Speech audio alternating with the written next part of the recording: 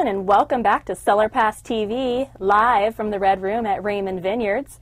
And we are here today with Newsome-Harlow and Scott Klann, the winemaker, who is going to share with us a couple of his fabulous wines. And we are just fresh from Napa Gras, if you were wondering about the cute little mask here. And if you were a part of the party, as I know some of you were, this was an off-the-hook Mardi Gras party on Friday night, complete with beads, masks, and aerial artists who were pouring champagne. It was an amazing party. So sorry I missed it. Yeah, everyone should be there next year. We'll let you know for sure. So thanks for being here today, Scott. Thanks for having me. I appreciate it. Absolutely. So how was the drive? Because you are from Calaveras. This Yes. is a little-known fact that Calaveras is not part of Napa Valley. No, it is not. No. It's quite east. It's Napa East. How about that? Napa East, yes. Very east. No, the drive was good. It's about a 2-hour drive from Murphy's to Napa to 2:15. Not bad. And then I got stuck behind some slow drivers, which tends to happen here. Yes, a lot. And came in hot. Came in hot. He was here. Flew in, ready to go. This is awesome. So tell me a little bit about what we're going to start with. So we've got 2 wines we're going to pour today. We are pouring our brand new 2012 Calaveras County Sauvignon Blanc. Baby wine. Yep, baby wine.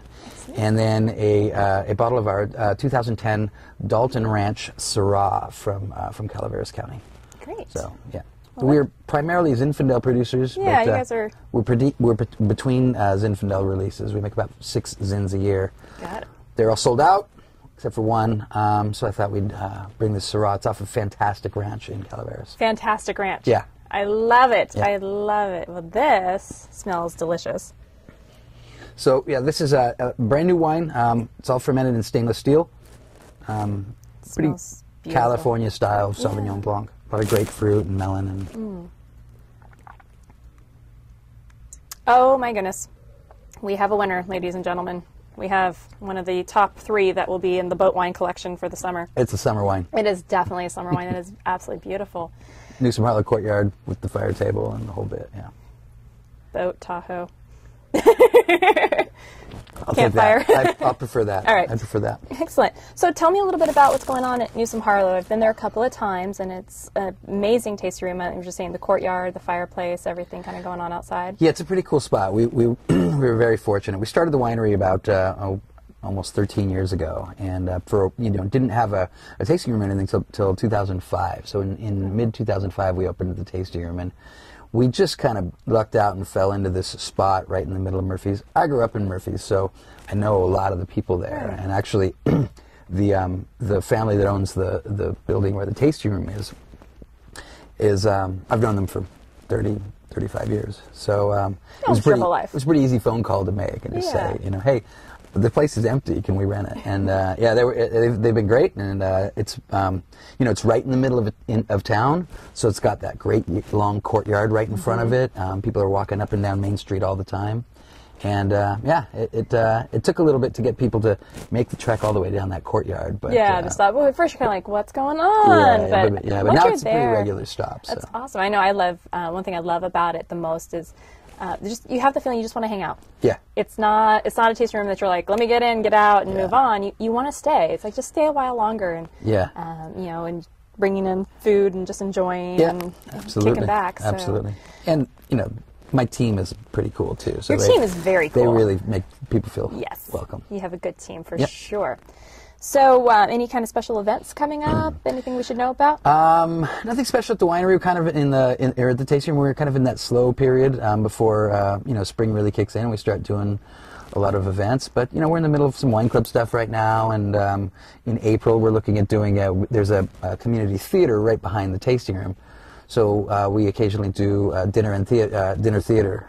Where they'll come to the tasting room, and in the courtyard we'll sit out for dinner, and then we'll all walk back over to the theater and watch I did not know this. generally a comedy. That's the way to go. Yeah, right? yeah, exactly. Because you want to laugh. Yeah, well, and they've had a couple glasses of wine beforehand. So, oh, good. Yeah. That sounds amazing. Yeah. I'm going to take a couple of questions from our bloggers out in the field and say a shout out to everyone. We want to thank My Vine Spot and our Calistoga blogger, who's actually here today. So Natalie has joined us here in the studio. Not that you can see her, but she's over in the back. She's hanging out with us. And we also have Cellar Mistress, Grace Hoffman.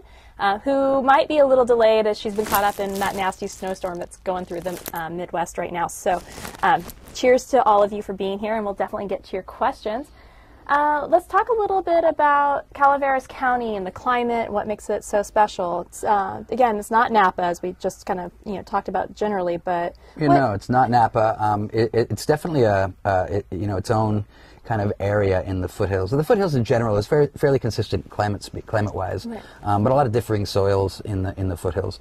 The topography in Calaveras is a little bit different than our neighbor to the north, Amador County, in that a lot of our we get a lot of more narrow valleys in some spots, whereas in Amador there's a bit of a wider valley. So one's not better than the other. It's just a different region and different aspects for growing grapes. It makes it a little bit, each one unique. One thing I've definitely noticed about the Calaveras region, again, kind of going, we'll get tired of hearing it, but they're not being Napa Valley. They're not trying to be Pinot Noirs and Cabernet Sauvignons and Chardonnays. You're seeing a lot of Syrahs, Tempranillos, a lot of Rhone-style varietals. So it's really dry there. So we have kind of a continental Mediterranean climate. It is very dry, and we do get really hot days. We also get very cold nights, right. But it's pretty bone dry. So those Mediterranean varietals tend to do really well there. We can grow a lot of good things there, right. But the things that really stand out, it seems, are some of those Italian and Rhone and Spanish varietals. So.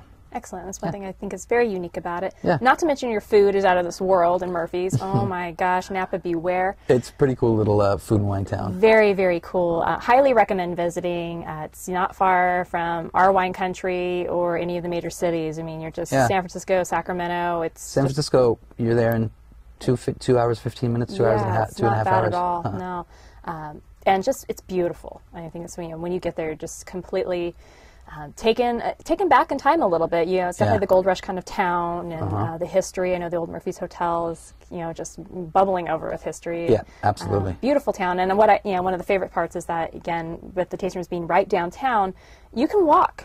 Yeah. You can park your car and just walk from tasting room to tasting room, enjoy some great meals, do some shopping. And well, I think the region is a lot of fun for a full weekend getaway. Absolutely. Because you can do one day where you're driving out to the wineries or just on the outskirts of Murphy's, and then you can spend a full day with your car parked and walk up and down Main Street, and there's 18 tasting rooms. Oh my gosh, I don't think I could do all 18. Yeah, no, we don't recommend that. Yeah, no, you'd be in a wheelbarrow by the end. But it is just, you can kind of slow down a little bit, just relax and enjoy, again, the food out of this world. But there's so much recreation, too. You've got the river scene, the caverns. You can go rafting, you can go, exactly, skiing. 30 minutes up the hill, it's just crazy. Yeah. I mean, it's truly, as far as I'm concerned, it's like a mecca for all things wine country lifestyle. It's pretty cool. It is very cool. It's pretty cool. All right, so we talked a little bit about what's going on. Oh, Murphy's, they have the big St. Patrick's Day event. Yes. Irish Day, yeah. Irish Day. Irish Day is I'm coming dying up to here. go. I've yet to be in town for... It's on the 16th, and depending on the weather, there can be anywhere up to 10 to 12,000 people just on Main. They shut the street down for the day, and there's booths up and down the street. I can't even imagine that many people downtown. It's pretty. But if the weather's not great, it'll be a lot quieter. Maybe there's 5,000 or 6,000 people. Oh, is that all? Yeah. And if you understand, Murphy's is really small. It's pretty small. All right. Just a few blocks. What kinds of food are Murphy's specialties? Well, I'll let you take it, even though I think we both kind of have the same opinion. Yeah. Actually, no. What's your opinion? I wouldn't say there's necessarily specialties. I think it's a lot of locavore cuisine going on for sure. You have a variety, everything from great pizza and Mexican to full vegetarian that will knock your socks off. Like it is one of my top restaurants, and I'm like, everyone's like, vegetarian? Yes, vegetarian. It's amazing. Grounds is also very good. I mean, we went there a few years ago, and bar none was one of the best meals we've ever had. It was phenomenal. You really can't go wrong. There's some cafes. There's the cafe I think Melanie and you started. Well, we actually closed that. Did you?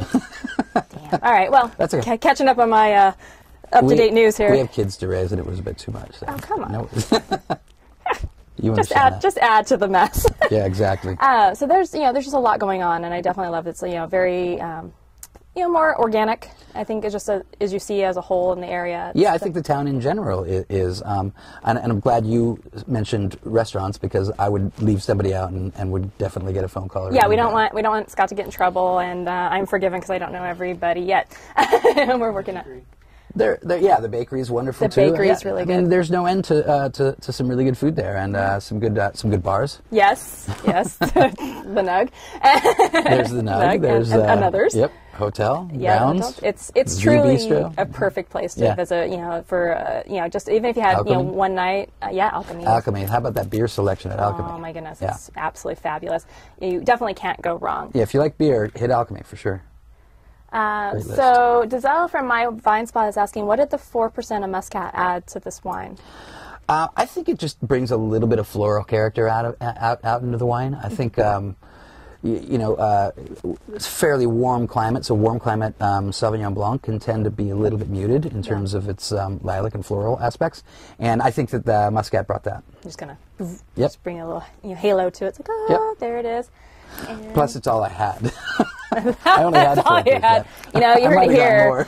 You work with what you got in the pantry, ladies and gentlemen. The same thing as goes in winemaking. Let's see, who else do we got here on the sniff? My Vine Spot says 2012 Sauv Blanc, bright, almost candied citrus fruit melon with shy stone fruit notes. Absolutely. Let's see. Scott Klann is a stud. Talk about the production of the wine. Absolutely, let's talk about the production of the wine. All stainless steel ferment. We try to pick it and get it into the winery at a reasonably low level of bricks, somewhere between 21.5 and 23. We actually whole cluster press the fruit, so we get it into tank and chill it down as quickly as possible. All this stuff comes in real early in the morning. 3 of the 4 vineyards start picking at about midnight, and so we get that fruit by about 7 or 8 in the morning. Wow! Which helps keep it real cold. We can get it processed pretty quickly. Goes into a tank. We settle it out and rack it clean and pitch some yeast and let it warm up just a tad. But we ferment it at a pretty low level, 56, 57, 58 degrees. Yeah. So it keeps a lot of those real kind of Sauv Blanc esters in the wine. Well, that's what you're going for, right? Yeah, absolutely. Absolutely. Mutineers gave you the big shout out. I know, Mutineers. Apologies, I'm late to the party. But can Scott talk about how Calaveras wines develop in the bottle? Yeah, I can actually. Can he? Yeah. Will he, though? That's the question. I think I like the area not just because it's home, but because I think that there's some real expressive characters about the wines that are coming out. I think we've got a pretty decent heat degree days to where we can develop some thickness to skins in some of these varietals, so we can get some decent tannins, not too much, but we get a good tannin structure, and I think that helps them age pretty well in the bottle. I think that they're very aromatic as well. And so a lot of those aromas are coming off at a pretty early age. Long-term aging, I think the jury's still out. I haven't tasted many wines that have been aged that have been in the bottle for more than 10 years. Right, you're still kind of developing your history there, so only time will tell. Yeah. Well, then I think that means we should go on a wine buying spree and there you go. start and put aging them away. Exactly. And then we'll check back in 5, 10, 15 years. There you go. All right. All right, Cellar Mistress. Woo! Welcome, Grace. Oh, this is for you. You missed it. Oh, she's here. Remember? All right, so Cellar Mistress has just joined us, and she's loving the tropical notes in the Sauv Blanc, and I want this on my deck in the summer. Well, that's going to be fine, because I'm going to have this on my deck in the summer, and you're going to be here by then, so yeah, yes, you will. And let's see what else we got. There is a hint of residual in the 12. Yes? No? There's actually a little bit. There might be a touch there, but it's almost non-existent. There was a bit more in the 2011, which was, we worked really hard to get this one up to a bit drier. I think that there's it's a pretty high level of acidity, which actually does kind of hit you in the spot where sugar hits you. Yeah, it's kind of taste bud I'm not illusion. saying there's absolutely none there, but it's pretty non-existent. Pretty low. Yeah, it's trace. Got it. Yeah. So you're really just picking up, I think, where your mind takes over with the power of the fruit that you're smelling. And of course, you're like, those are sweet fruits. So in a way, it's kind of the power of suggestion. You're tasting a lot more sweetness because your mind's saying maybe it should But I'm be not there. calling anybody wrong. No, we would never say it's wrong because it is sweet and it's delicious Yeah. and it's all those things. It's definitely not drying out my mouth going, no. So absolutely. Good. Yay. All right. What do we got? Happy you're putting Calaveras on the map. Yes, we are. Absolutely. So now we've kind of played with the white wine. Maybe we should move to reds. Awesome. What do you think, Natalie? Are we moving to reds? Yep. All right. What would we pair with the whites? What would we pair with the whites? I would go with Thai. Absolutely. Thai food, spicy. I'd do a nice curry. Be really good with that. So Melanie does a lot of curry stuff with this Sauv Blanc, yeah. Let's talk actually, before we get into the next wine, let's talk a little bit about Melanie and what her contribution is, because she's chef. Yes. Chef Melly. Melanie is my wife, Chef Melly. She's been in the food game for as long as I've been in the wine game, about 20 years. She's always been cooking, but she really got her start in it when we both came to Murphy's. When I came back to Murphy's, and she came to Murphy's as well. For a while, we had our own. She worked at a few restaurants. Got her start actually at Grounds with our good friend River, and eventually opened up the first savory or fresh bread bakery in Murphy's in over 100 years. You're kidding. No, so the bakery that is in town was we started that in 96. And it's still as delicious as I could only imagine it was when you guys first started. Yeah, it's pumping out some really good breads. Yeah, and pastries. Every and stuff time we like go, that we now. stock up. Yeah. We're like, get more bread. Like if we're driving through, we did the road show. Right. Because John's like, more bread. Yeah, Bring more the bread. Yeah.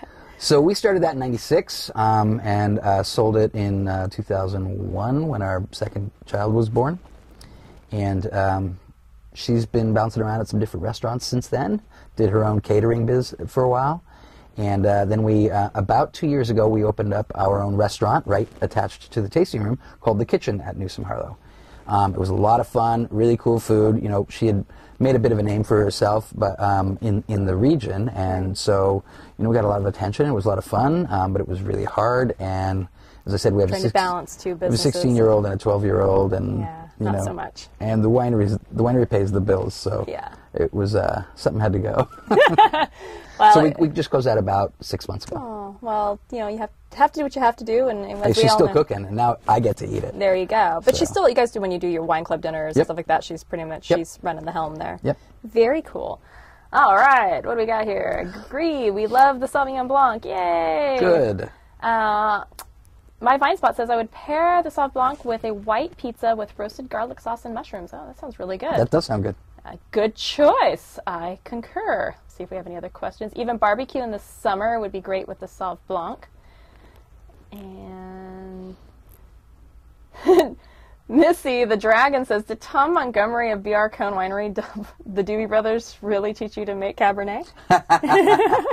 Tom was one of the guys I came up with. Came up under. Yeah, he was one of my mentors. He had a small stint in Calaveras County, and he and I hit it off really well, and we had a great time together. So. That's awesome. Yeah. So Tom's the man. Wine and rock and roll goes together. Yep. Absolutely. All right, let's get up to the more current questions. Sorry, everyone. Bear with me. Sounds great. Yes, it does. All right. So, sorry, I'm not really good with my bloggers yet. Go through it. So now we've talked about kind of the pairings. I always, do my Sauv Blancs with something spicy. It's really where I go, or unless I'm just drinking it alone with cheeses and whatnot. That's more common for me, where I'm just drinking it alone. Just drinking. Never drink alone. Drink your wine with food. Yeah. Just kidding. Just knowing the foods and knowing the wine, especially in your household. Think of some abstract pairings that actually work really well that you may not normally go with, if you know any. Wow. On the spot. Yeah, on the spot. Can I call Melanie real quick? Sure, you can phone a friend. What did she recently do with it that was really good? She had a pancetta wrapped shrimp with a curry on it, actually. Ooh. I believe it was curry. We had an event recently when we released it, and she put a couple things together with it, and that was fantastic. Very cool. Yeah. I like that. Yeah. Okay, we'll go with that. That's not out of the norm. Not out of the norm, but at all. Because sometimes you just don't know. Like you think about reds with meats and hearty dishes, and whites with the lighter fare. But yeah, there's not too much tricky about this Sauvignon Blanc. It's pretty much just straightforward, high acidity. Hello, this is who I am. I pair well nicely with these things like the little black dress. You know exactly what it's going to go with. Exactly. That's a perfect analogy. Awesome. All right, any others? Oh, I'm seeing messages, but I'm not seeing my messages. Hold on, gang. Let me refresh my notes here, and then I'll catch back up with you. Oh, okay. What does Scott like to drink when he's not making wine? Ah, somebody seeded that question. I bet. Bourbon. Oh, yeah. You just came back from the bourbon tour, and I wanted to hear about this. 3 days ago, I came back. I got back. No, 2 days ago. I got back late Monday night. I'd spent 5 days in Kentucky with my brother and a very good friend of mine named Mitch Einhorn from Chicago. He's got this really cool restaurant called the Twisted Spoke with 450 linear feet of bourbons. No way. Yeah, of whiskeys, not just bourbons, but of whiskeys. Probably some rye in there too. Oh, tons of stuff. Oh, nice. Everything, anything you can think of. So, anyways, he also owns a series of wine and spirits shops in Chicago called Lush. Good friend of mine. He knows all those guys down there. So for my Christmas gift for my wife was she set it up to where I was going to fly out there and meet my brother and Mitch for 4 or 5 days of just complete bourbon debauchery. That is awesome. It was on the bucket list for a long time, and it was everything I'd hoped it would be. Well, let's cheers to that, and we'll get started into red wine. So this is the 2010 Syrah from the Dalton Ranch. Dalton Ranch is a really wonderful vineyard in Calaveras County. We got a few different things from the Dalton Ranch. A little bit of the Sauvignon Blanc comes from the Dalton Ranch, but also we get some Petite Syrah, and then our main product out of there is a single vineyard Zinfandel called the Donner Party Zinfandel.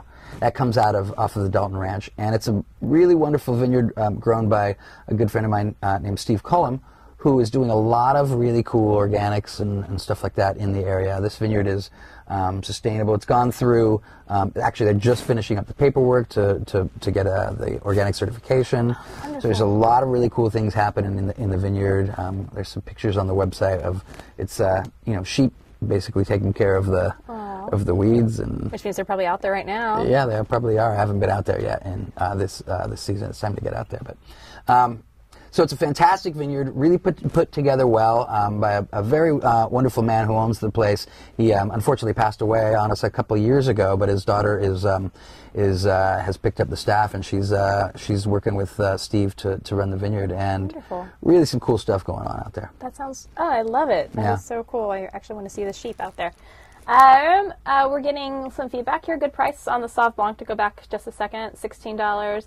And the party price really rocks at $12. Yes. That is the way it is. I mean, I can imagine this lasting in the winery too long. It's going to move pretty quick, I would assume. Yeah, we've had troubles with it over the last couple of years, keeping it in stock, and so we try to make quite a bit more every year, but we can't seem to get out of the problem of it. But I'm all right with that. That's a terrible problem to have. Well, I'd rather not have a problem. Exactly. So. Have just enough. Exactly. Just enough. It'll last me 11 and a half months. Oh, 11 and a half months. How much wine comes out of Calaveras County? Do you know? Oh, fantastic question. I could take an educated guess, and I'm going to say, so Ironstone is our biggest winery, and I don't actually know how much wine they make. I know they make quite a bit of it. I think it's a lot. Yeah, it's a lot. I don't know exactly how much it is, but they're our biggest winery, and they're doing a lot of. They own a lot of vineyards in the Lodi-Woodbridge area. Okay. But they also own. They've got quite a sizable ranch at the winery in just outside of Murphy's, and are growing some pretty cool things there. I don't know how much they make there, but I know that they've done recently. They put in some really cool varietals like Albarino, Verdelho. Yeah, some really cool, fun stuff that Stephen Kautz is pretty excited about. Nice. Yeah. So I'm not sure how much they make. There are a few other wineries that make somewhere around 10 to 15. A couple other wineries that make somewhere around 10,000 cases a year. A few that are making 3,000 cases a year. A few, plenty that are under 2. Right. So we kind of cover the spectrum from sizes. Super boutique to I would assume is at least. I mean, there's a pretty large area where we don't have anybody in the 20,000 to to ironstone size. But yeah, you can. There's plenty of variety there. Absolutely. Yeah. And one question that's just come in is, do you have a wine club? I know we touched on wine club events, so I'm going to assume the answer is yes, but of course. Yeah, we're pretty big on wine club, as any small winery should be. Absolutely. What are the benefits? Like, if I was a club member, what are the fantastic elements of being a member with you? Well, so we have a private wine club tasting room. It is not quite like this. Not quite like this. Nothing is quite like this. But it's the Newsome-Harlow version of our private tasting room. We just developed that over the last 3 or 4 months. Murphy's has become so pretty inundated with tourists, especially during the summer months on weekends. Oh, yeah. So it got to the point where, as we grew and as our business grew and as our wine club grew, it was harder and harder and harder to manage all the people in the tasting room. So we just kind of expanded into a little side room and opened up a little private tasting room for wine club members. So there's that. You get to go sit down at some nice couches that aren't red, but they're brown. Yeah. Not 70s brown, they're cool brown. And we've got that. So we do a lot of events that are wine club only. Right. We give a rather large wine club discount. The regular wine club discount is 25% off. Oh, wow. And the main thing is you get access to wines that not everybody gets access to. We make a lot of small lot stuff, and so as a member you always get access to some really cool single vineyard Zinfandels mainly. And you make fantastic Zinfandels, by the way. It is one of my favorite wines, varietals that you guys specialize in. Thank you. So you heard it here that the membership has its privileges, obviously, but you're going to get exclusive access into some other wines that aren't necessarily on the tasting room shelf. Yep. We got some questions coming in. The Spaniard is so amazing. Well, not that that's one of your wines per se. Well, I mean, but I made it for several years. You might know a little something about that one. So the Spaniard from Calaveras is a really fun and really good wine. It's generally a blend of Tempranillo, Graciano, and Garnacha. Say that 3 times fast. Exactly. And much of it comes off of the Twisted Oak Estate vineyard. Yeah, it's a fun wine. It's a great wine. I loved making it. I love that they're still really killing it with it. So yeah, absolutely. Yeah. That's one thing you'll see kind of is the general theme between a lot of the wineries in the Calaveras region is just there's just kind of that lightheartedness about the industry and their craft. Yeah, there's some camaraderie. Yeah. Like any region, we go through growing pains and sometimes those things creep to the surface. But in general, there's a pretty good sense of camaraderie in the area because we need more people to come to Calaveras. Right. Not on Saturdays. No. Sunday through Friday. So Sunday through Friday, no Saturday. In fact, there's no hotel rooms on Saturday. They're all closed. Yeah, it fills up. But no, we really need more people in general coming to Calaveras. So, we do as best a job as we can to work together to do that. Absolutely. And Grace, I saw your question. Yes, we can go. We can go visit. Sure, Grace. Next trip, come out. We will roll up there. We'll grab Scott and have him show us around. Absolutely. Super fun. Yep. Where is the Newsome-Harlow tasting room, and how does one book a reservation? Question of the hour. Question of the hour. Newsome-Harlow tasting room is located at 403 Main Street. It's right in the middle of the downtown area of Murphy's, and there is one surefire way to book a reservation, and that would be on Cellar Pass. Why, thank you. It is that easy. You can also go on their website and book directly. You do have the widget right there, but cellarpass.com will show you what they have to offer, and you can go click, click, boom, and show up. It's pretty simple stuff. Quick and painless. Exactly. Talking about baked goods, what baked goods would best be used to describe your wines? Okay, this takes us into our segment that we call Description Fiction, where we come up with different ways to describe wines that you normally wouldn't think of. So, if this was a baked good, what baked good would it be? I think I would go with a berry tart or turnover. You get it's just so juicy and yummy, and I know it's just going really easy with the notes that are here. I would say some sort of morning fruited pastry. Some sort of morning fruited pastry, a berry Danish, or because I think it does have some blueberry muffin. Yeah, it does have some soft and broad aromatics in addition to the blackberry aromas that are coming into it. Absolutely. So, yeah. And team, back on online land, what do you think? If you were trying this wine and you're thinking, or you are trying this wine, I should say, and think of it as a baked good, what kind of pastry or baked item would it be? I'd love to hear your comments. All right, so we also have... I'm hoping we hear Snickerdoodle somewhere in there. Snickerdoodle, right? Yeah, that'd be awesome. How many wineries are there in Calaveras County? Oh, there are roughly between 22 and 25 wineries in Calaveras. There may be 26. There's a new one that just opened up just outside of Mokelumne Hill called Renegade, I believe. Anyways, no, maybe that's not the name of it. I think that is the name of it. So there's about 25 or 26 wineries in the area. Fair number. And yeah. You can't do them all in a weekend. You got to come back a second time. As you should. Yeah. So come in the winter, come in the spring, come in the summer, kind of break it up. Yep. Love me some NH Vino. Cheers. Yes, cheers, absolutely. Thank you. Who's that from? That is from Dr. Zeno. Ah, our buddy Ward. Hey, Ward. I love the idea of the baked berry pastry. It tastes just like that. Yes, it does. Absolutely. I wanted to make sure I didn't skip anybody's questions. I saw a question in here. Are the Zinfandels currently available? There's only two. There are 2 Zinfandels currently available. All right, so we make 6 a year. We haven't released one of them yet, but we make our mainline Zin is our Calaveras Zinfandel, and we make probably about 1,500 cases of that a year. Okay.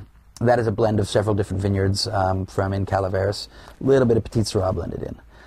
Then we make, of the single vineyard Zins, 2 from Calaveras. One is the Big John Zinfandel, which we've been making for Big about... John. Yeah, I think this will be my 13th vintage with that vineyard. Oh my goodness. Yeah, so it's been with us for a long time. And that's that was our first and our probably most popular single vineyard Zinfandel. We also make the Donner Party Zinfandel from Calaveras. That comes off of the Dalton Ranch. That's a lovely one, too. We make one from up in Amador County off of Ann Kramer's Shake Ridge Ranch. Mm-hmm. That's lovely as well. It's actually my top. Is that your favorite? Yeah, that is my favorite, okay. Absolutely. But speaking of some of the funny names, I mean, you've got some fantastic names that you actually work with on your wines, such as Trainwreck and... the Deviant and so on. And what's the inspiration for this? And it's one thing I think is what's put much character into your wines as well. I don't know. I think that there's a couple of things. I think that fun wines like that can gather a little more steam and a little more notoriety by having an interesting name to it. And there's always a story to it. We're never just going, oh, let's call it blah blah blah. And I think that helps with some momentum or with some marketing. Right. That's a lot of fun. I also, at a very important time in my career, was spending a lot of time with a lot of winemakers that were doing things like that with some success, and I thought it was really cool. So I wanted to start doing it as well. But sometimes they just come out. Sometimes it just happens. Right. So yeah, we've got the Deviant, the Drama Queen, Trainwreck.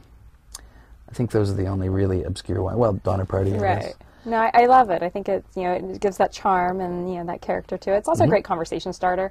And what do we have? Some questions here. What is the purpose of leaving approximately 30% whole berries intact versus not at all? So that's an easy one. There's a bit of so what happens in the fermentation is that those berries that are not broken and cracked, yeast gets in through where the pip was, and those wines, those berries, that juice is fermenting from the inside out. So it's a bit of what we call carbonic maceration. Okay. Excuse me. So you can do that with the entire lot. You could just throw the clusters in a bin. Just do the whole thing. Yeah, and that's full carbonic maceration. But we like to leave about 30 to 40% of those berries uncrushed, so that we can get a lot of those. It creates a lot of the, keeps a lot more of those fruity those bright fruit characters in the wine. So you don't release them too soon. Right. It's kind of bubbling up inside the skins, yes. and it's like, now I'm ready. And then as those skins break down through the fermentation, they open up, and that juice comes into the rest of the fermenting wine. When they're ready. Yeah. Oh, that's exciting. When it's ready. I like that. From Aloha Babe, hey Scott, love your wines. Thank you. And Mel is a doll. Will you Yes. be producing a late harvest this year? We won't. We occasionally make a late harvest style muscat that we've done in years in the past called the Dash, and we haven't released it in a few years. I've got a few barrels of it in the winery that we are really trying to do some extended aging on, and so we'll probably wait another couple of years before we release that. Okay. Yeah. Makes sense. All right, questions. What's the, was it diurnal temperature variation like in Calaveras County? Wow, let's geek out. It's pretty extreme. It is not uncommon for us to have, 95-degree days and, 45-degree nights, which is pretty extreme. That's very extreme. Yeah. Your park is at night. And yeah, that'll happen plenty of times during the growing season. There's also times, we do get every year, we get at that, 1 week, 2 week heat spell where it's 108 degrees and it doesn't cool down much below 90, 90 80, 88, 87 at night. And that's then you the guys just exception. got coated in snow just a week ago. We got some snow in Murphy's. We get a novelty snow in Murphy's a year, just 1 or 2. enough to play with. 3, 4, have fun. 5 inches, and the kids, get a snow day, and Perfect. I everybody wish loves we it. got a snow day. Yeah. It'd be amazing. I can see myself drinking the Syrah in the wintertime at a lodge with some gamey dishes. Yeah. So what I really love about this wine is the expressiveness of the aromatics. It's real. You do get a lot of those black fruits, but they're not sharp. They're very soft in the aromas. There's some breadth in the mouth to this wine. I love this wine. This one's, it's really, really good. It's going to go great with our scallops tonight. Awesome. Somehow, some way it will. Absolutely. What else do we got? Carbonic maceration, not just for Gamay, huh? Not just for Gamay, no. But, they do a lot more of it with Gamay. We're just doing it, it's just, you said pantry, it's spice rack. Yeah, it's just a little different thing to throw in there. Exactly. Give it, a little bit of flair and put your own signature on it. Absolutely. And we're getting some questions about explaining your super cool tattoo. Oh, yeah, the tattoo. Yeah. Oh, that one. What tattoo? Clearly they saw it. I did get this really cool tattoo done. We finished it up about a year ago, but it took a couple years to do because I was having a guy down in San Diego do it, so I would travel down, once a month, once every other month. Serious commuting for a tattoo. I have family down there, so it was kind of a little getaway as well. Excellent. Yeah. So may we see it? You can see much of it. Much of it. Yeah. Not all of it. It's not going to strip down, ladies and gentlemen. Exactly. So, there's wow. a glass on the back, and there's grapes all around it, and a Newsome-Harlow bottle, and there's a barrel up here, and Oh my goodness. a wine press on the back. I don't know if you can see that, but No, you're going to have to come back and harvest when he's got Yeah, his short exactly. sleeve shirt on to see the rest of it. That's amazing. So I was kind of I don't know, maybe it was my midlife crisis, but Maybe it's very cool. cheaper than a Ferrari. Indeed. Until you go to get it removed. Right. Then you've been better off with the Ferrari. Call you the tattooed winemaker. The tattooed winemaker. Calaveras County is 4th largest wine country in California. Good to know. So I didn't know that. go wine about it. Let's find out what is the number of cases produced. We'd like to know. All right. Thanks for helping me with my Syrah challenge mentality. This is so nice. Love it. Thanks, Grace. And yes, tattoo. Wow. All right, so we've kind of played with this one. Let's talk a little bit about pairings with the Syrah. All right. Again, gamey, rich, hearty dishes. Very much so. I am personally a fan of gumbo, and Syrah, it's one of my absolute go-to pairings. Anything like jambalaya, I guess you can kind of say I'm Melanie very just much did a spicy girl. a jambalaya a couple weeks ago with, we had it with this Syrah, so we had a Mourvedre with it as well, which was really good. But my favorite thing that she makes that pairs with this thing is a gorgonzola savory cheesecake. Ooh. It's not a sweet cheesecake. It's a very savory cheesecake, and the gorgonzola with this Syrah is just out of this world. Yummo. It's got mushrooms in it and just loaded with gorgonzola. Yeah. Oh, that sounds too good. I love it. She gets mad at me because I always ask her to make that. She's like, again? Sometimes she does little, bites and stuff for people in the tasting room, and it's like, once a month I'm going, hey, can you do the? We're out it's of been a long cheesecake. time since you've done that. Yeah, it was last week. Couldn't help but dude. noticing. We're out of cheesecake again. That's awesome. So yeah, I love it with this. And to our bloggers, what would your pairing picks be for this particular Syrah? I'm absolutely loving this. I would have to go the lamb route. Actually, I made that lamb ragu the other night. This would be a Lamb rock would be star great with with it, it. Yeah, Yep. absolutely. Very, very tasty. All right. Oops, I keep scrolling out of this. Dutton, oh, they're just kind of going through some of their favorites. Berry fruit alongside plum and earthiness, absolutely. Nice. Cellar Mistress wants the recipe for the cheesecake. Yeah, no problem. That's easy. I believe that's on our website. It might be on the website. Yeah. Actually, if you go to their website, nhvino.com, there is an entire section of recipes. Chef Melly has been amazing about putting them up there. Yep. Definitely go take a peek, and we'll actually post a couple of our favorites picks later on, so we'll do a follow-up so you can kind of get an idea. And anything else? Don't think I've ever had savory cheesecake. I don't believe I have either, no. It's amazing. Well, let's go. I'm just scrolling through, make sure I don't forget anybody's questions in here. As a baked good, reminds me of Black Forest cake. Oh, there you go. Good job. It's wintertime on the East Coast. This wine is pairing quite nicely with a good book in the fireplace. All right. Cheers to that. Absolutely. Kicking back in my Uggs, getting all cozy like, yes, please. And dun, dun, dun, I think we're good there. So kind of getting our last questions in as we're going to be wrapping up our segment here. And Grace Hoffman, our cellar mistress, she's going to be relocating to Napa Valley as soon as possible. Good for you, Grace. Yes, get out of that terrible weather. So we're looking forward to her joining us here and being able to actually be here on set.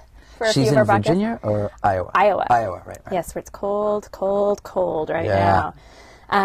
And so, we're hitting, 71 today? Yeah. Yeah, rub it in. It's supposed to hit 74 in Murphy's this weekend. It's incredible. Good. Yeah. Yeah, this is a good time of year. We're just talking about the weather. We were driving over today. The weather's warming up. This is the time to visit wine country. I think it really is. You're ahead of all the crazy season, and everything's in bloom. It's just I beautiful. think harvest is a great time to visit wine country. The energy and everything's there. Yeah, exactly, and the smell, the aromas in there. But I do think that this is kind of right at the beginning of spring is a fantastic time.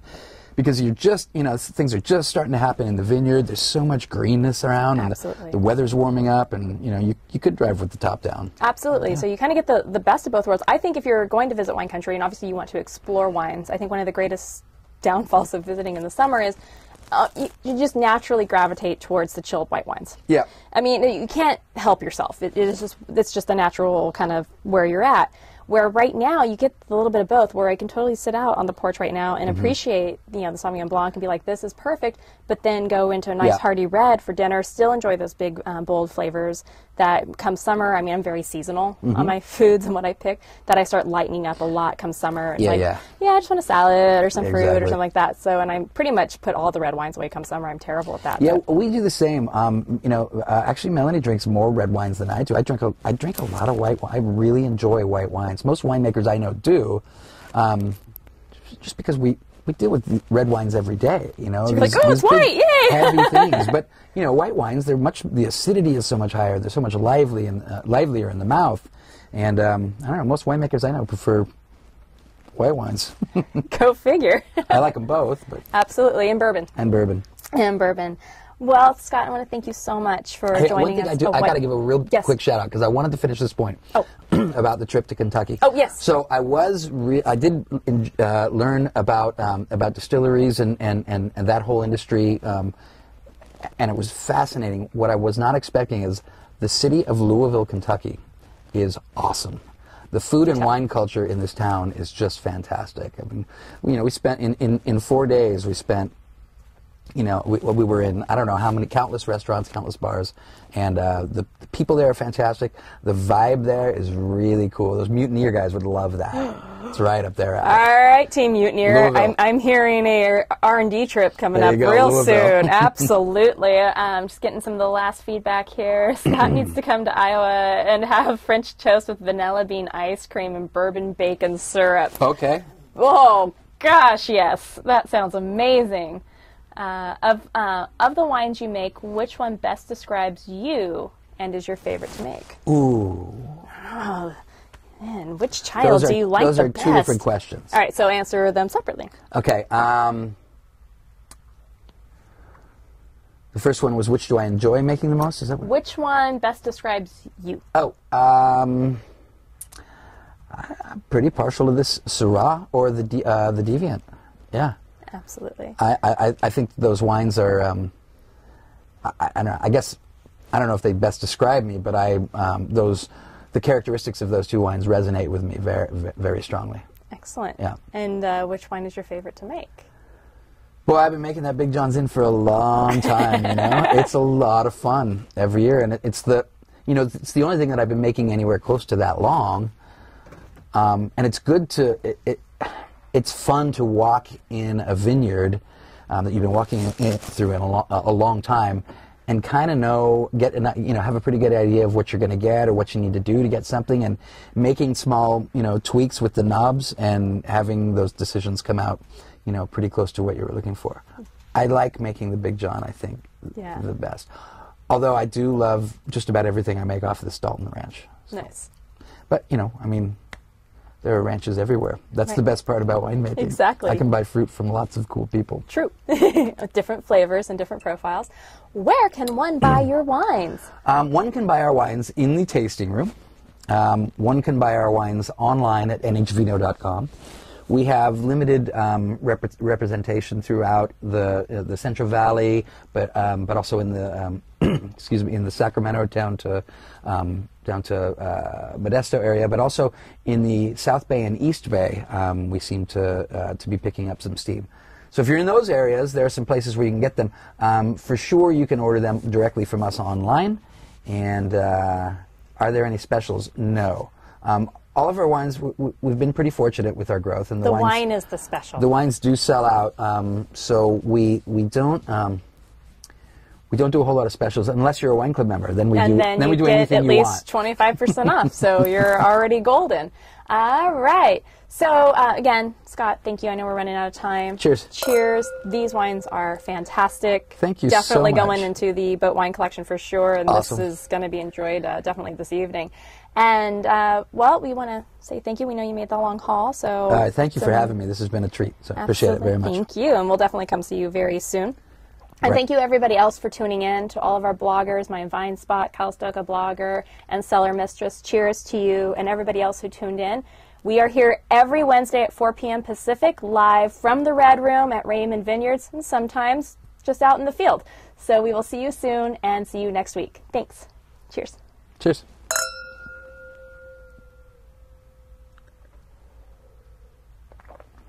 It's so yummy. All right. Thank you. Well, that was pretty painless. Natalie, did you get any of the Syrah? Okay. My phone was blowing up that whole time. Yeah. You're like, what's going on?